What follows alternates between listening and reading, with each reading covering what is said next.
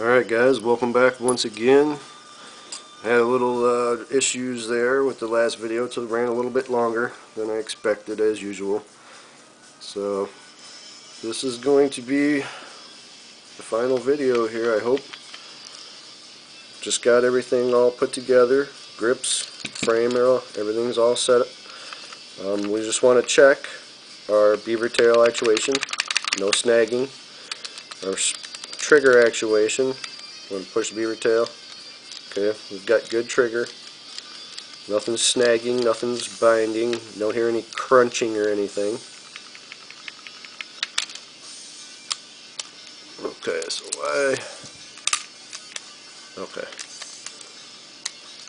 last thing we need to do, we haven't put our pin in here yet. We need to put our hammer spring assembly into our hammer spring housing on the back here, back strap. Oh yeah, this might take a minute. There we go. Okay. So we'll just drop that spring, that metal plunger in there, and it should be able to sort of lift up on that beaver tail slightly. Should be able to just lift on that slightly.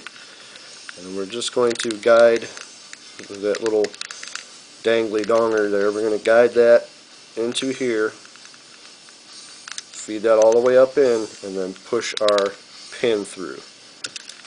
So we're just going to very carefully make sure our spring, our sear spring right here, make sure that's pushed in all the way as you're pushing it up.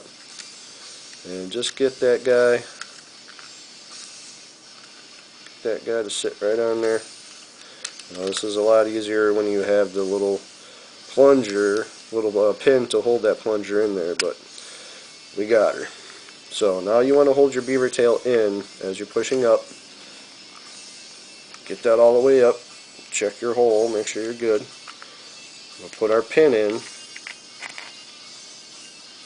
And take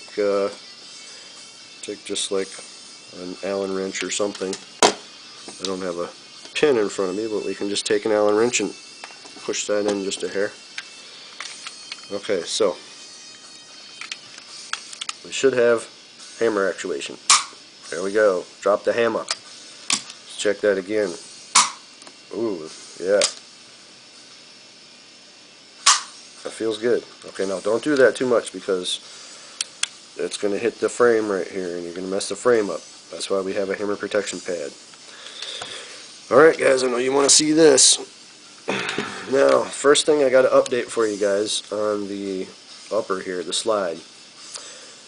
Let's see, the bucking was too tight and it was not allowing the nozzle to retract.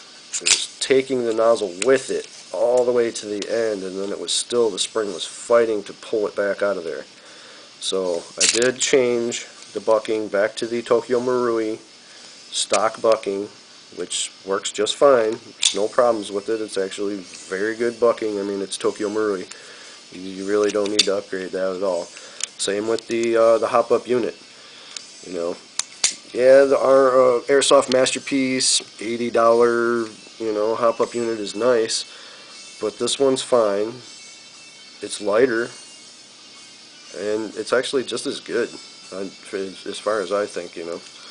Brass is nice. It's going to last you longer, but so we've got the new bucking in here. I added the longer barrel, and with the longer barrel I also added my little barrel extension, threaded barrel adapter, and then I have the 3D printed little suppressor end on here, and this actually will still fit perfectly into my holster, so I can use that. Still have the extended barrel. Alright guys, here we go. We're going to put this baby on. You get to see the final product here. Sounds good. Still needs grease, oil, all that, but so last one here, last but not least, put on the slide stop. Hold this all together. Let's see. Is that going to go in? Well, it's a little tough. Looks like we might need to modify that slightly. If we look in here and pull it all the way back,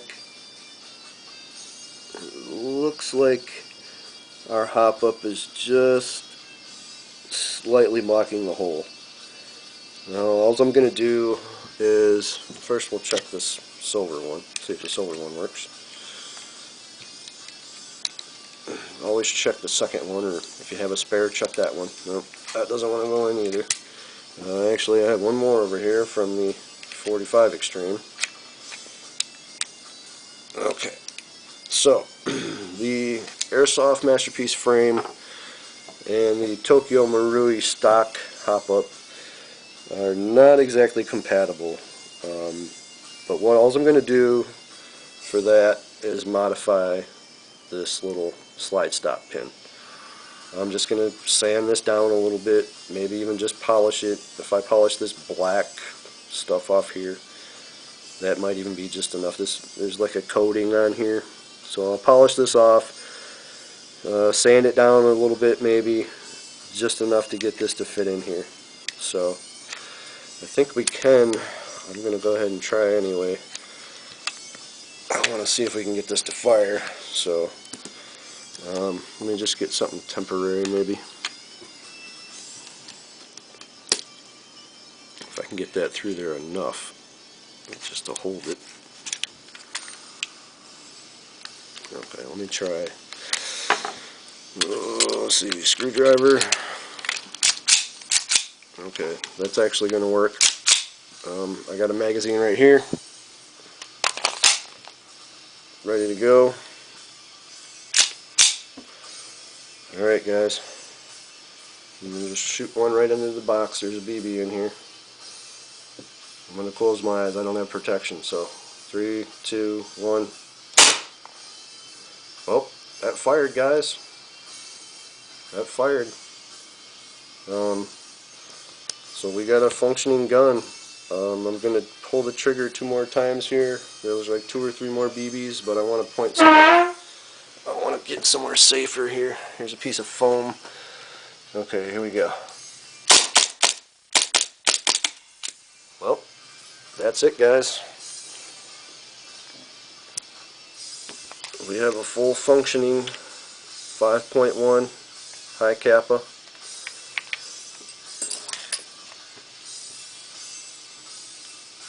And we will get on to the full auto modification on the next video. I'm not going to have time to do all that. I'm going to have to tear this back down and pull that disconnector out. So I will do that on the next video, now that we have a functioning working gun. Here, let me put this on so you guys can see. There we go. There it is, guys.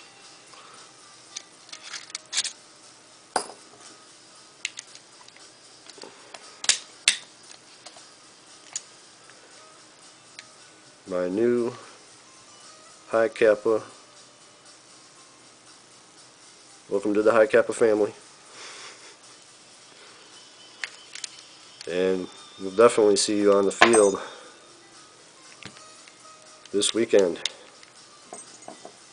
Alright guys, thanks for watching. Stay tuned for the next full auto modification video. Please like and subscribe. I got a whole bunch more videos coming up for you guys. Think you're going to like it.